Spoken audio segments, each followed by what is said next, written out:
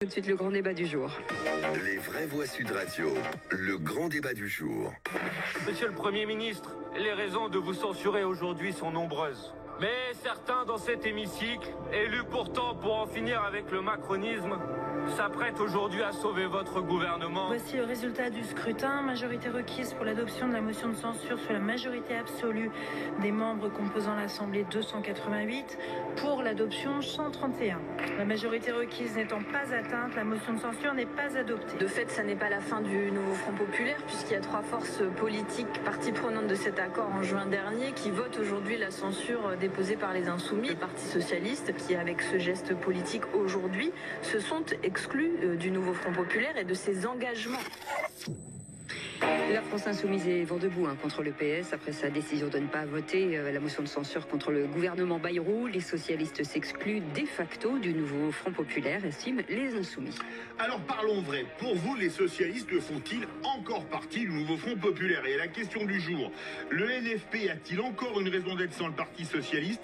Vous dites non à 75%. Vous voulez réagir? Vous êtes d'accord ou pas? On vous attend au 0826 300 300. Et Nathalie Osiol est avec nous, députée La France Insoumise de l'Hérault. Bienvenue sur Sud Radio. Merci, bonjour.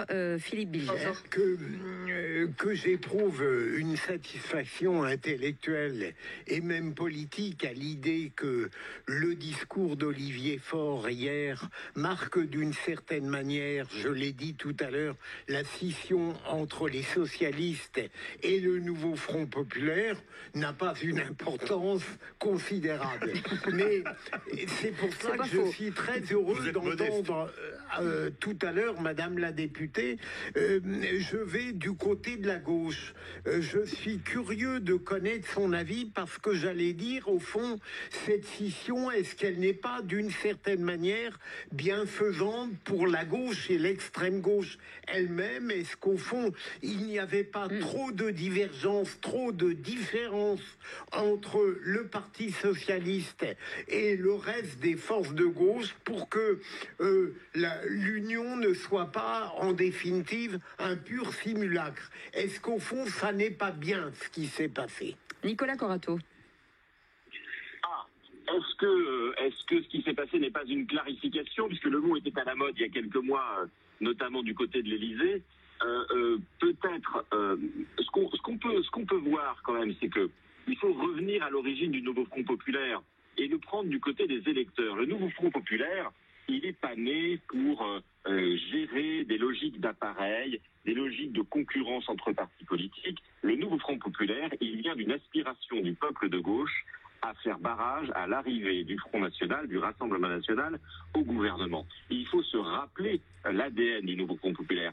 C'est pas un accord de partis d'opposition, c'est pas un accord de partis de majorité, c'est d'abord un accord à minima pour empêcher l'arrivée au pouvoir du Rassemblement national. Donc ensuite, chacun voit midi à sa porte. Comment est-ce qu'on empêche l'arrivée du Rassemblement national au pouvoir? Est-ce que c'est en s'opposant et en censurant systématiquement les gouvernements qui sont présentés? Ou est-ce que c'est, et c'est peut-être la position de M. Faure, ou est-ce que c'est en saisissant une à une les branches qui sont tendues pour, par exemple, revenir sur la réforme des retraites, sachant que c'est un souhait très fort de l'électorat de gauche et plus généralement d'une très grande part des Français. Donc effectivement, moi je pense qu'il faut revenir à l'ADN du nouveau Front populaire, qui n'est pas un accord parlementariste, qui est d'abord un accord électoral pour faire barrage à l'arrivée d'une force politique, le Rassemblement national au pouvoir. Et je pense qu'il ne faut pas oublier ce que c'est le nouveau Front populaire et ne pas se mentir sur ce que c'est et sur la raison pour laquelle il est né. Virginie Kamel. Alors, comme le disait Philippe Bilger tout à l'heure, moi je me réjouis de voir le Parti socialiste redevenir plus social-démocrate et dans l'arc républicain. Pour autant, et une fois encore, c'est pas du tout ma tendance politique, mais moi je me mets à la place des électeurs. Dans un monde ultra fracturé, l'Assemblée nationale est très divisée et on sent bien que l'avenir sera aux coalitions. Et qu'au fond, la France, qui avait un régime un peu particulier, va ressembler à ses homologues et devoir tisser des accords de coalition. Et là, une fois encore, c'est pas du tout mon bord politique, mais il faut quand même saluer le fait qu'il y a eu une vraie coalition, négociée dans un temps très court. Pour moi, un peu le mariage de la carpe et du lapin, mais ils ont eu quand même un projet. Ils ont réussi à accoucher en très peu de temps, en l'espèce de en 2 ou 3 jours d'un projet. Donc on peut se dire que les électeurs qui ont fait le choix de personnes qui avaient une étiquette Front Populaire adhérer d'une certaine façon à leur projet. Et moi, alors là, pour le coup, qui ai fait 6 ans de politique, je suis pas au bout de mes surprises. Moi, je trouve très choquant, mais vraiment très perturbant, des personnes qui se font élire à un instant T sur un certain projet ou dans certaines conditions, et pardon de le dire, mais les socialistes ont un peu sauvé leurs fesses sur un certain nombre de circonscriptions en s'alliant avec, dans ce nouveau Front Populaire. C'est quand même très compliqué d'imaginer face à ces électeurs, une fois encore, que quelques mois plus tard, finalement, on tourne le dos à l'étiquette, parce que d'une certaine façon, ils avaient une étiquette avec un projet pour faire autre chose. Et moi, ça, quelque part, ça me choque, parce que si demain, c'était la droite, qui est plutôt ma famille politique, qui faisait la même chose, je me sentirais flouée. Donc, je trouve que pour la France et pour mes convictions, je préfère que le PS se détache, mais vis-à-vis des électeurs, moi, je pense qu'on est encore en train de creuser un fossé, mais vraiment gigantesque, entre les électeurs et la classe politique, et que beaucoup de gens vont se sentir trahis. De la même façon, les électeurs du Rassemblement national en juin se sont sentis trahis par un front républicain. Donc en fait, à force de trahir les électeurs, moi j'ai quand même très peur qu'à terme, il n'y ait plus d'électeurs, beaucoup d'abstentionnistes, et que tout soit possible dans notre pays. Nathalie Oziol, députée LFI de l'Hérault, merci en tout cas d'être là. Et quand on écoute ce qui est dit autour de cette table, est-ce que finalement le nombre de députés à l'Assemblée nationale aux alentours de 66, on vous les doit finalement ? En tout cas, je voudrais d'abord réagir en disant qu'on n'a que la moitié du tableau si on définit le nouveau Front Populaire comme étant uniquement fait pour empêcher l'arrivée de l'extrême droite au pouvoir et sa majorité absolue. C'est effectivement un des objectifs, et de ce point de vue-là, nous avons plutôt réussi, puisque nous avons empêché qu'il y ait une majorité absolue du Rassemblement national. Mais effectivement, nous avions aussi un projet programmatique. Notamment, dans ce projet, il y a l'abrogation de la réforme de la retraite à 64 ans. Non seulement c'est un marqueur d'opposition à la politique d'Emmanuel Macron, mais il n'y a pas de compromis possible sur un point pareil. Donc ce que fait le Parti socialiste, c'est tout bonnement de jeter à la poubelle un engagement crucial, majeur, essentiel du nouveau Front Populaire, en décidant de ne pas censurer non seulement le gouvernement Bayrou, mais en faisant croire comme ça qu'il pourrait négocier quoi que ce soit. Et d'ailleurs, ce matin, François Bayrou annonce que on pourra très bien remettre sur la table le projet de la retraite à points, qui était précisément ce qui avait mis vent debout, ce qui avait soulevé les syndicats en 2019-2020. Donc tout ça est de l'enfumage, il n'y a pas de négociation, il n'y a pas de projet de non-censure. C'est soit on soutient le gouvernement de Bayrou, soit on le censure. Il n'y a pas de milieu en fait. Philippe Bilger veut réagir. Madame la députée, évidemment, je vous trouve très sévère, mais je voulais vous demander, par rapport à ce qu'a dit Virginie Calmel sur la trahison qu'elle semble reprocher aux socialistes, que pensez-vous de l'argumentation tenant à la philosophie politique des socialistes par rapport à la vôtre? Est-ce que vous considérez qu'une forme de pragmatisme absolu qui a obtenu des concessions et des avantages du Premier ministre hier ne vaut pas mieux qu'une sorte d'absolutisme d'opposition qui n'obtient rien? Au fond, qu'est-ce que vous pensez de l'alternative? Non, ceux qui ont une position absolutiste en ce moment, c'est bien les macronistes qui refusent absolument de céder sur n'importe quel point. Ils tiennent bon sur leur ligne budgétaire, sur leur ligne néolibérale. Je veux dire, un budget alternatif avait été voté à l'Assemblée nationale. Ils l'ont mis à la poubelle en décidant de remettre une feuille budgétaire non seulement qui reprend de nombreux points qui étaient proposés par Michel Barnier, mais qui va plus loin dans les économies proposées.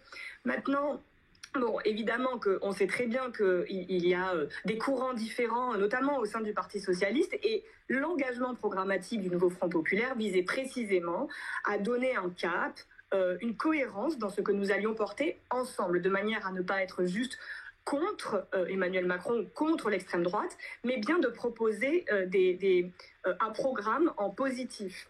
Vous parliez des 66 députés du Parti socialiste.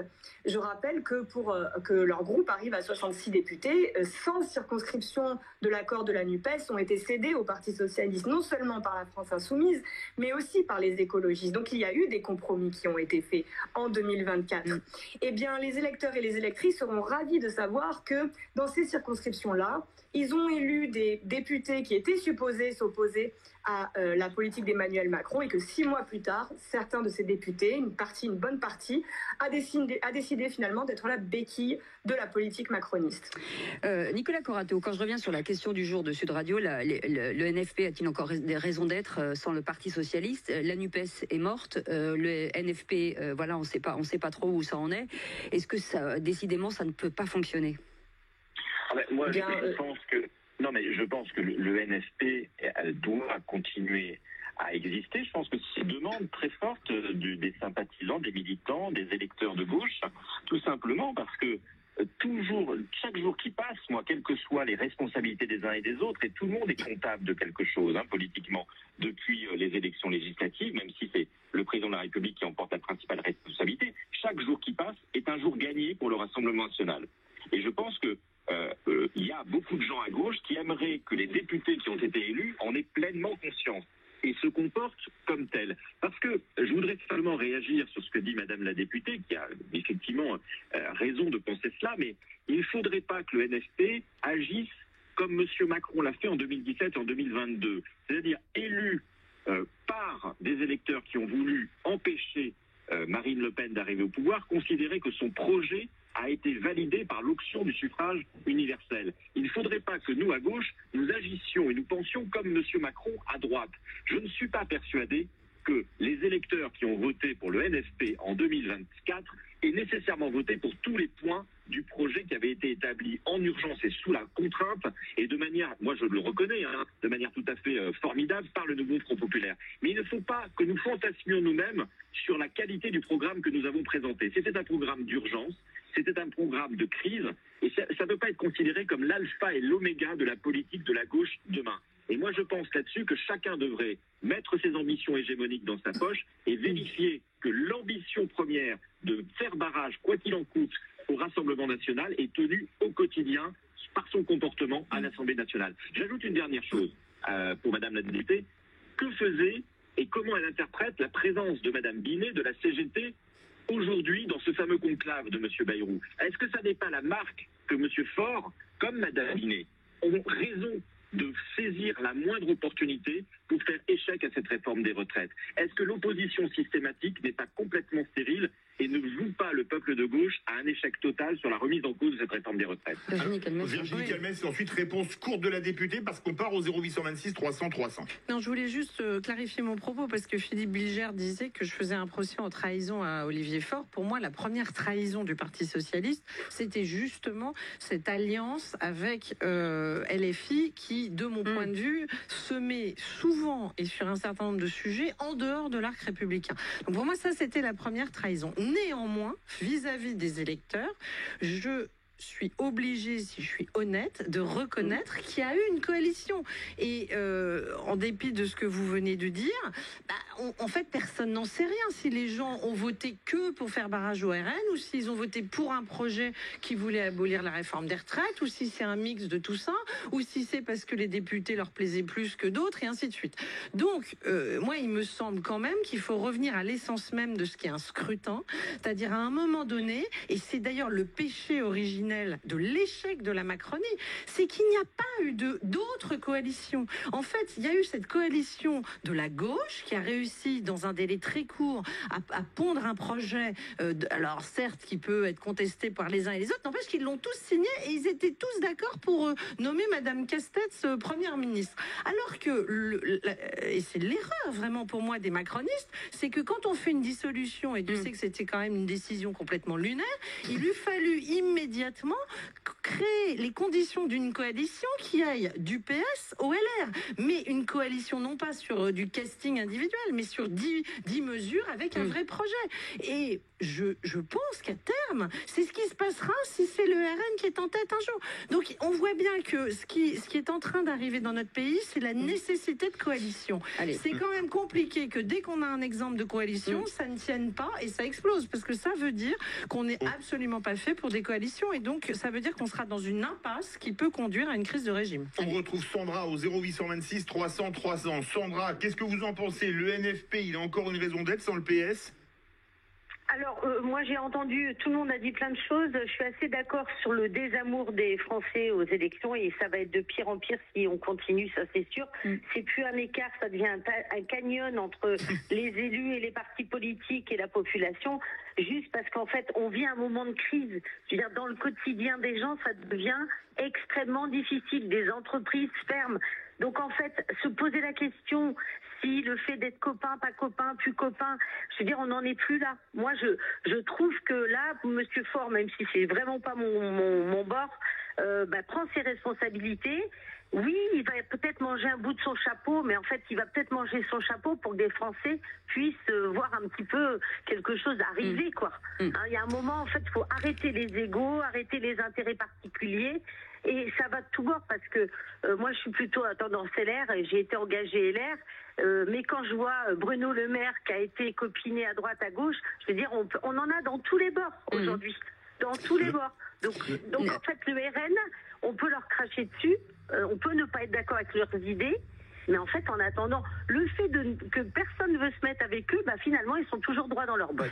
Nathalie Osiol, députée LFI, pardon. Allez-y. Non, Nathalie Osiol, pour répondre notamment à Nicolas Corato sur la présence de Sophie Binet, et pour répondre à Sandra, pour vous, la présence de Sophie Binet, elle a raison, il faut y aller pour essayer d'attraper la moindre petite opportunité pour revenir sur la réforme des retraites. Deuxièmement, pour répondre à Sandra, vous pensez que ça va creuser le désamour des politiques? Et troisième question, est-ce que le NFP, c'est fini? Alors, je pense qu'en réalité, le Parti socialiste a tendu un sacré piège aux syndicats en ouvrant la possibilité d'une négociation dont tout le monde sait que rien ne va aboutir. Si cette réforme avait dû être abrogée, elle l'aurait été. Le Parti socialiste demandait même la suspension. Ils ne l'ont pas obtenue. Ils se sont fait balader, ils se sont fait enfumer. J'ai entendu, moi, Sophie Binet dire qu'elle maintenait que cette réforme des retraites devait être suspendue. Ce n'est pas en allant discuter, en faisant semblant de négocier comme ça des choses qu'on n'obtiendra pas, que cette réforme sera abrogée. Ensuite, je tiens à rappeler quand même que dans le nouveau Front populaire, la France insoumise, les écologistes, le groupe des communistes et des ultramarins et 8 députés du Parti socialiste ont voté la censure. Donc en fait, je veux bien qu'on dise que certains ont pris leurs responsabilités, ils se sont surtout marginalisés et ont fait un pas de côté. Et enfin, je voudrais dire que ce qui a fait monter le Rassemblement national, c'est précisément les trahisons, les reniements. Marine Le Pen arrive au second tour après le quinquennat François Hollande, par exemple. François Hollande qui a l'air d'imposer sa ligne au sein du Parti socialiste en ce moment. Donc, en fait, c'est précisément en tenant bon sur nos positions et en étant dans l'opposition comme nous le faisons que nous continuerons à progresser. Le Rassemblement national qui n'a pas voté la censure, par exemple. Madame la députée, c'est quand même dommage d'avoir des menaces, en tout cas de la France insoumise, de dire, puisque c'est comme ça, on va mettre des gens en face de vous aux élections. En fait, les Français, je pense qu'ils s'en foutent complètement et qu'ils ont certainement envie qu'on s'occupe d'eux plutôt que des petites batailles d'appareils. Est-ce que vous êtes d'accord? Ouais. Mais c'est ce que vous faites en tout cas. Lorsque dans le programme du nouveau Front populaire, nous avons parlé de l'abrogation de la réforme des retraites, on pourrait parler de l'augmentation des salaires, on pourrait parler de l'urgence de la bifurcation écologique, de rétablir l'ISF, etc. Tout ça nécessite en fait qu'on tienne bon, pas qu'on soit dans du compromis, parce qu'on a vu en fait ce que c'était la politique d'Emmanuel Macron. C'est exactement l'inverse de tous les points que je viens de mentionner. CF, les débats budgétaires qui ont montré à quel point les macronistes ne veulent pas du rétablissement de l'ISF, ne veulent pas de l'augmentation des salaires. Et donc, en fait, il n'y a pas de compromis possible parce qu'on ne peut pas couper la poire en deux entre rétablir ou ne pas rétablir l'ISF. Donc, effectivement, lorsque les électrices et les électeurs nous ont donné un mandat pour défendre tout cela, eh bien, nous continuerons de le faire. Merci beaucoup, Nathalie Osiol, d'avoir été avec nous, députée LFI.